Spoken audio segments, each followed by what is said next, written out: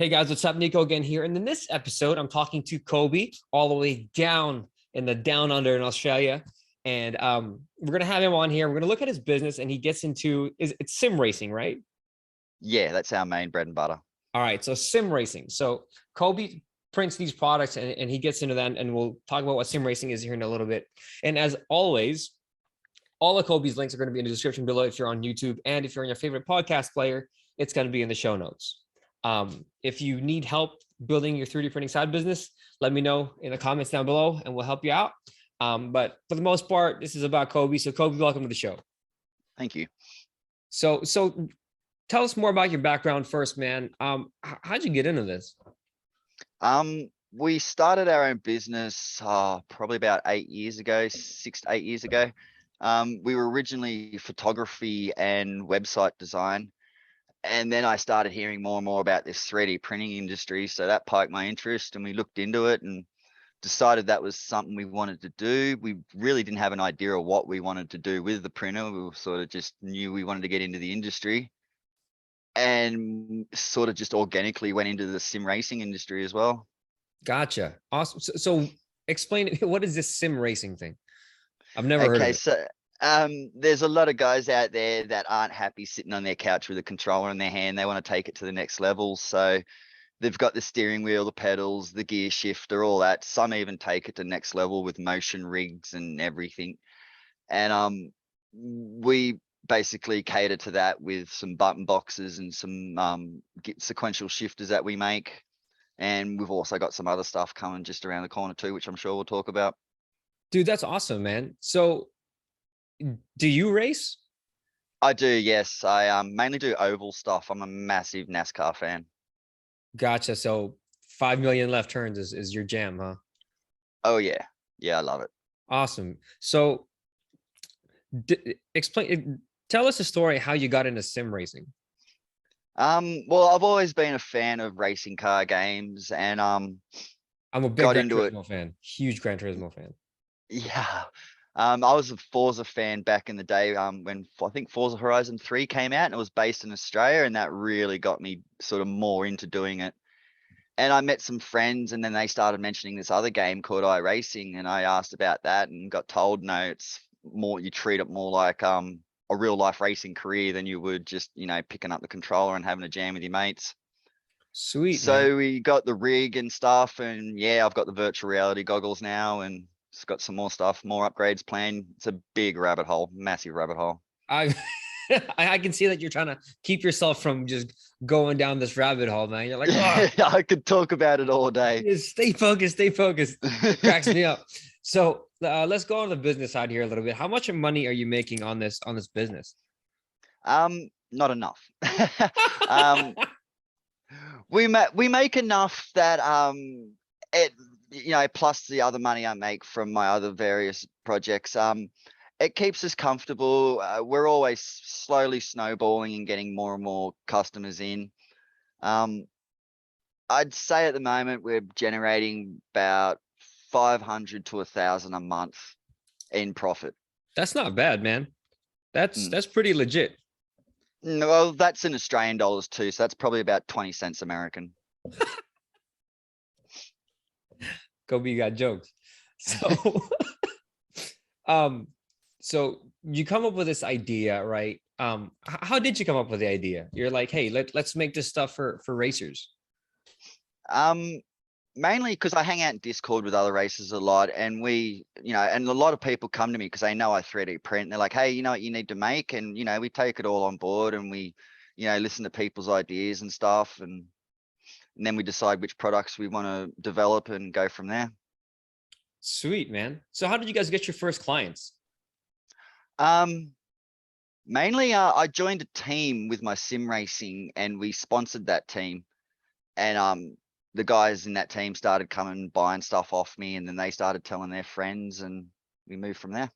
So when you say team, like is this like an esports kind of team, like an esports Yes. racing team? Yeah. No kidding. Dude, that is so sick. I thought, because when you say esports, everybody thinks League of Legends or Call of Duty or the Yeah. fighting games. No one ever thinks about racing teams as far as esports goes. Yeah, no, there's a massive iRacing scene out there. It's huge. A lot of money going around in it too. No, and you're part of a racing team. I've actually just started my own team. So we're looking for drivers at the moment, but we're not rushing out to grab, anyone. We're just looking for the right people for the right hole. Dear Lord, I'm so excited about this. This is amazing. All right. So when you guys got your first clients, what happened next? How did you guys grow? Um, so from there, we were sponsoring a few different teams and a few different drivers. That didn't really bring much back because you only get coverage if they're on TV, and they're only on TV if they're up in the top three, or if they, get interviewed, then they might thank their sponsors or something. So we moved on from sponsoring drivers and teams to sponsoring actual events, because there's like, as in there is the real life, there'll be like a 13 race season that'll go over 4 months or something with a champion at the end. So we sponsored that, and we found that gave us better returns. We got a big lift in business when we started sponsoring the events instead of the drivers. Oh, gotcha. Do that. So what, so you sell sim racing stuff. Can you give us one of the products that you guys do? Like, is it like the shift knob? What is it that you guys actually make? Sure. So we've got the shift knob that's USB controlled, and it's basically just like you'd see in any car, down for up and forward for going down a gear. The main one we sell that seems to be popular is the button boxes, which allows the guys, because their hands are on the wheel, they can't be, playing with keyboards and mouses. So they're like a big box full of buttons that they can just program to do certain tasks, and then it just quickly press them buttons while they're on the road. So we make a button box which is got 11 buttons, two rotary switches, and no, sorry, three rotary switches and two toggle switches, and that seems to be popular. Boys have been buying that up pretty quick, but we do want to get into some touchscreen stuff. Gotcha. So do you guys program these keypads as well, or is it just the housing, or do you guys like have these programmable keypads that you guys make yourself? Completely all in house. The only things we really print is the box and the clamp for attaching it to their sim rigs. Of course, we buy the buttons, the Arduino boards, all the other little bits and pieces we get off AliExpress, and then we put them all together. Nice. And do you have an in-house team that does it, or is it all you and your partner? It's me and my partner, basically. I'll do all like the labor side, and then she does the packaging, and her handwriting's a lot better than mine, so she does all the labeling and stuff. If we get a big job, I might outsource, like get a mate, pay him, $100 a day or something to come in and give me a hand wiring up the buttons or something like that. But for the Nice, most man. part, it's just me in the workshop tinkering around. Dude, that's so awesome. And so when you guys first grew, right? So you got your first orders, you're sponsoring people. Did you guys take that money and reinvest it back into more 3D printers? What'd you guys do? Yeah, we did. For the first year, basically every bit of profit we made, we poured back into the business. We only had three 3D printers or FDM printers in our farm, and we've got a resin printer, but that's more my personal toy, which is enough to keep up with the demand that we have at the moment. So we more poured money into upgrades for the printers to make them more reliable, better quality prints, that kind of stuff. Gotcha. And what machines are you guys using now? Okay, so I've got a heavily modified Ender 3 Pro, an Ender 3 V2, and my problem child, the CR20 Pro.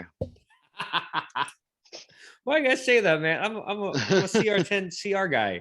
Jeez. It's just, I don't know, when it runs fine, it's a beast. But when it doesn't run fine, it's like 3 days of headaches, I swear. And what filament are you guys using? We use PLA plus, of course, TPU, ABS, What are you using and TPU for? That's interesting. You're the first one who's um, ever done TPU on the show. we're just playing around with it at the moment because it's like a cool kind of material to use. I've made this guy here for my girlfriend. Actually, it's just a little teddy bear that's reading a book. I thought he was kind of cool. And that's in TPU? Yeah, he's in TPU. You can see he's squishy. Yeah. I wouldn't mind printing a pair of Crocs, but I don't know if I'd use them. So you don't use Um, TPU for the business. we do just on the button boxes between the faceplate and the box, there's a red gasket that goes around it. We Ah, print that out of TPU. gotcha. Yeah. Sweet. And so these boxes and all these other stuff that you guys are selling, did you design these yourself? Yeah, we looked around at what other designs look like and, decided what elements of other people's stuff we wanted to incorporate in ours and what we'd think. And then we talked to other races and, listened to what they think would be best.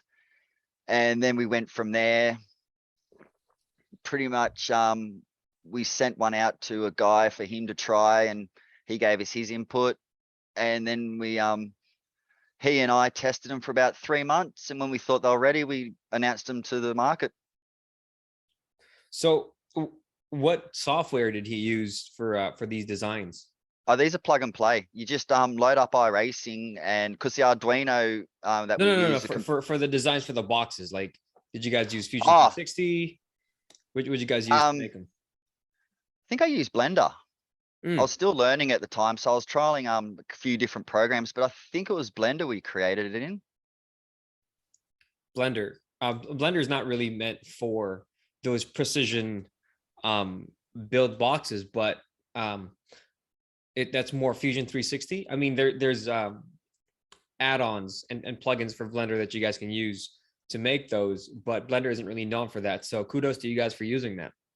Well, we were learning at the time, so it was sort of we didn't really know what we were doing. It was a lot of watching YouTube tutorials and sort of honing our skills, and we sort of just learned as we went with that one. A lot of the stuff Gotcha. I do is self-taught. Awesome, man.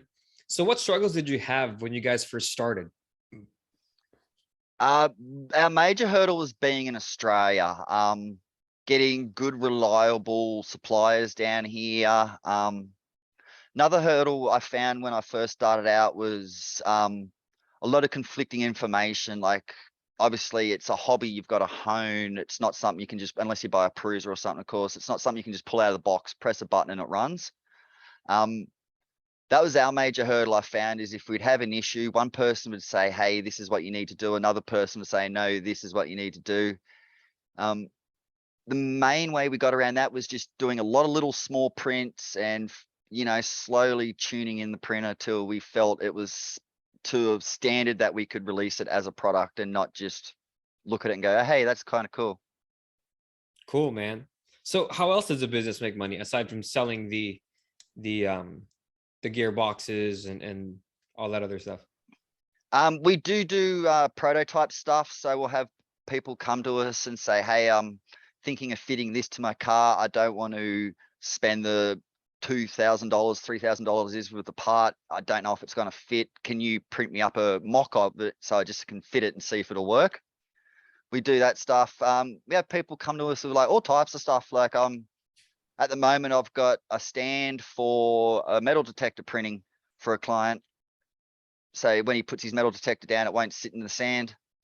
So we do a lot of custom stuff as well. And then we have some non-3D printing related things we do as well. Gotcha. And what are those? So we still do a lot of what I call pixel manipulation. So a lot of Photoshop work, basically. I do posters for a lot of the iRacing guys who have their own series that they run, and also do paints for the cars. So you really do a lot of niche stuff for the racing scene.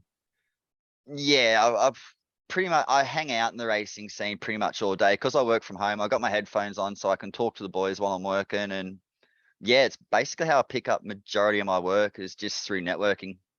That's all, dude. That is so cool, man. I'm still like mind blown. Like, hey, I drive for Ferrari. Yeah, I drive for an esports racing team. Just Yep. that's so cool to me. Because when I was younger, I always wanted to be a professional video game player. I mean, clearly not. But now it's actually viable now. It is. You It's know what I mean? ridiculous what It's so these kids are insane. making. So what other options have you guys tried to increase sales? Like, so you've done sponsorships for the racing events, right? Not the teams anymore, for the Yep. events. What else have you guys done to increase sales? Um, We've done a little bit of the Facebook advertising. How'd that go? It worked for a bit. It was during just post-COVID. I don't know how it went down in America, but when COVID was in full swing, the government was handing us a lot of money. So we were getting a lot of sales because people had money to burn. But then they stopped that and people weren't spending so much and they tightened up their belts. And that was the same time we laid down the money for the Facebook advertising. So I don't think we saw the returns we might have seen had we done the Facebook advertising, say 3 months earlier. Mm-hmm. So Cool. I find the 3D printing industry, it follows the economy. When people have got money to spend, then they'll buy those little niche items that they've been wanting. But when the economies are not going so well, they tend to tighten their belts and just pay for their necessities. I mean, it makes sense, right? Yeah. So my next question was going to be, if you sell it on any other platform like eBay, clearly you're not going to be on Etsy. Are you guys on eBay or any big platform like that, or is it just straight from your website? No, it's eBay and Facebook Marketplace. We do the majority of Oh, our okay. sales. So you don't have your own website. We used to, but honestly, we looked at the traffic. It wasn't generating much. We decided that not many people use websites anymore. They're sort of going the way of the dinosaur, to be honest. You've got so many other platforms to push your wares that I don't know. I just don't think having a website makes much sense in this day and age. Right. Okay. So right now you're just on eBay and Facebook Marketplace, Yeah, and people and are finding you through this. well, more so through the things that we sponsor, and then because a lot of the stuff that we sponsor is broadcasted through different broadcasters.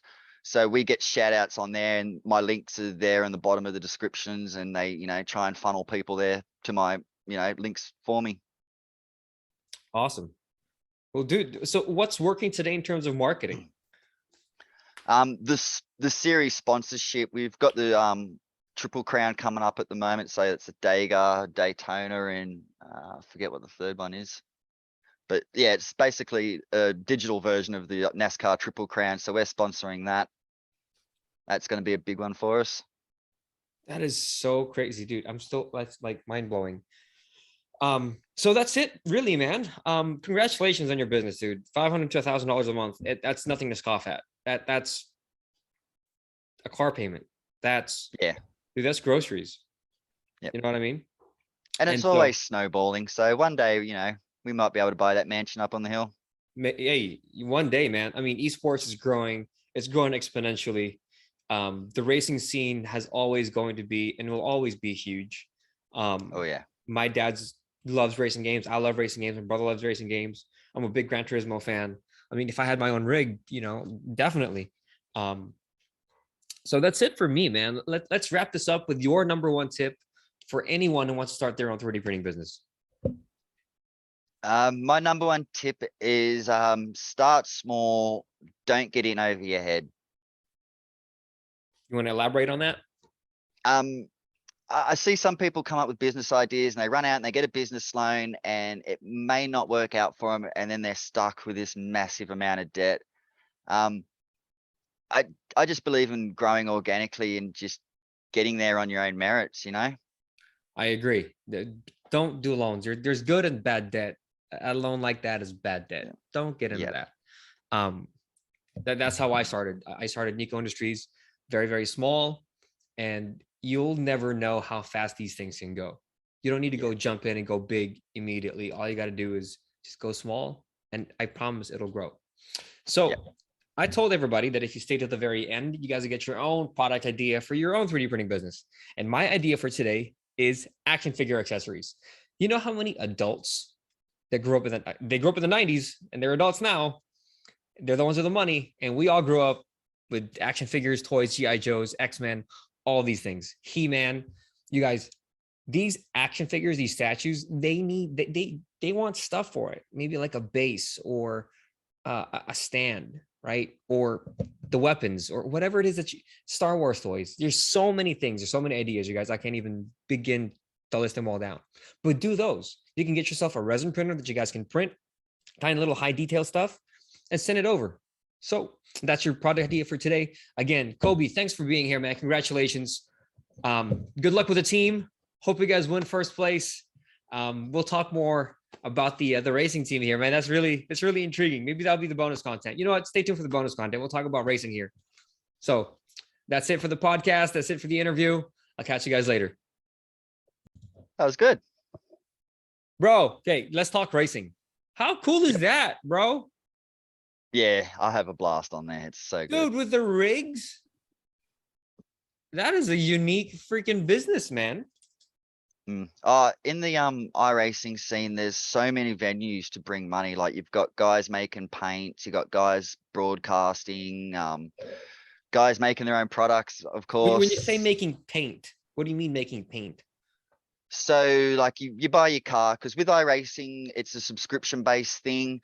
You get X amount of tracks, X amount of cars, just like the basics to get you off on your rookie license. And then you sort of pick which type of racing you want to do. So for me, it's oval. So I bought the truck, the Xfinity, and the Gen 7. And then I just buy the tracks I need. And you go from there. So you got your car and it's just got a blank paint on it. So you might be in a team and you want to put your team's paint on there, or you might have sponsors. So you want to put your sponsors on there, but you're no good at Photoshop. So you need someone to paint your car. So they come to me. I can download the TGA from the PSD from iRacing. And basically I, in Photoshop, put iRacing, is that the paint website? together. That's the service. So it is on a website, and there is also a UI that they've now released. And basically it's just like a portal into the game. That is so cool. And is this VR? What is this? Is it like gaming rig? It's everything. You can race it on a single screen, triple screen, VR. I've even seen guys with a single piece of MDMF curved with 3 projectors. You know what I'm talking about? Like I've seen those guys with like 4 screens, like curved screens, and they have like the racing bucket seat, and they, you know, that's what I'm imagining. Is that's what they have, right? Yeah. Holy, how much did those things cost to make? Well, it's one of those how long's a piece of string deals. Like my first rig, like obviously when you get into it, you just buy the bare basics and stuff. Like I think I got my steering wheel and pedals and shifter for secondhand for about $350, I think it cost me.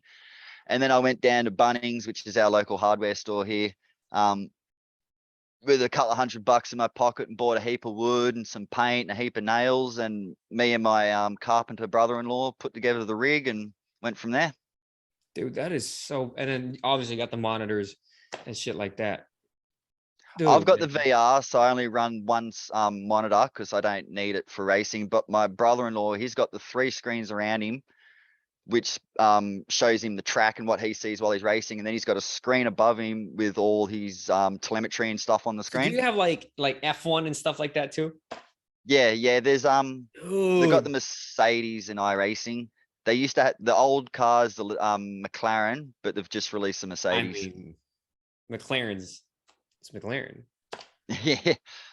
Well, this new Mercedes, it sticks to the road. The McLaren wasn't the best car. Not many people drove it because it wasn't very fun to drive. And the physics in the game is pretty damn realistic. I take it. Yeah. Well, it's they used to be Papyrus Studios or something. They made some NASCAR game way back in the 90s. That was like a massive hit, and they've been doing racing games ever since. And now this is their main one. It's I believe it's built off of an old NASCAR Heat game. This is and they've just gone from there. This is bonkers, dude. I'm so in love with this. Oh yeah, well the real life NASCAR teams, they use it to practice before a race. They've all got simulator rigs and they'll run iRacing. Yeah. Shit, dude. Yeah, Dale Earnhardt Jr. works with iRacing. If you ever want to live your dream of being a race car driver, fuck, this is it. This is it, right? Like the race fanboy in me just came to life. It was like, hey, you want to be a race car driver? Fuck, now's your chance. Yeah, I highly suggest getting into it.